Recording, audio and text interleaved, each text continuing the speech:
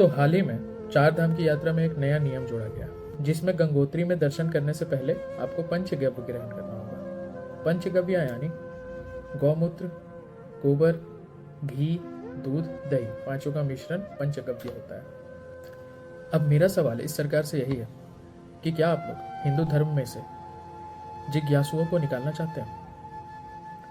पहले समझा दो कि जिज्ञासु कौन है। तो भागवत गीता के अध्याय 7 श्लोक 16 में लिखा है, कृष्ण भगवान कहते हैं कि उन्हें 4 तरह के लोग पूछते हैं, आत्र, अथार्थी, जिज्ञासु और ज्ञानी।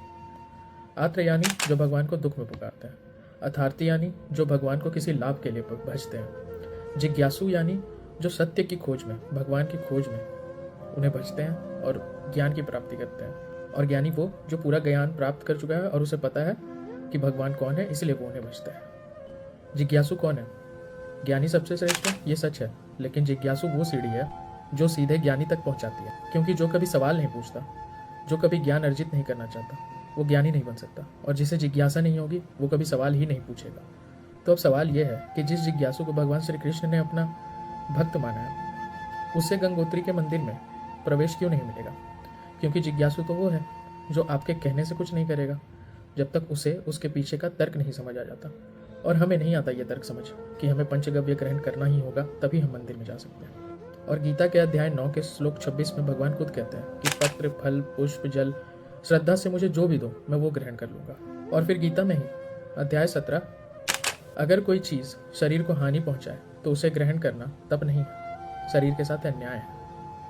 और एक जिज्ञासु सवाल इसलिए पूछता है क्योंकि भगवान ने उसे सिखाया, और अगर इसके पीछे का कोई तर्क नहीं निकलता तो एक जिज्ञासु उस बात को नहीं मान सकता। और क्योंकि पंचगव्य ग्रहण करके मंदिर में प्रवेश करना कोई पुरानी प्रथा नहीं, कोई पुरानी परंपरा नहीं, किसी पूजा के कार्य का एक भाग नहीं, तो एक जिज्ञासु होने के नाते मैं ये सवाल करना चाहता हूँ, तो आपको किसने अधिकार दिया हम लोगों को बिना पंचगव्य ग्रहण किए मंदिर में प्रवेश नहीं देने का?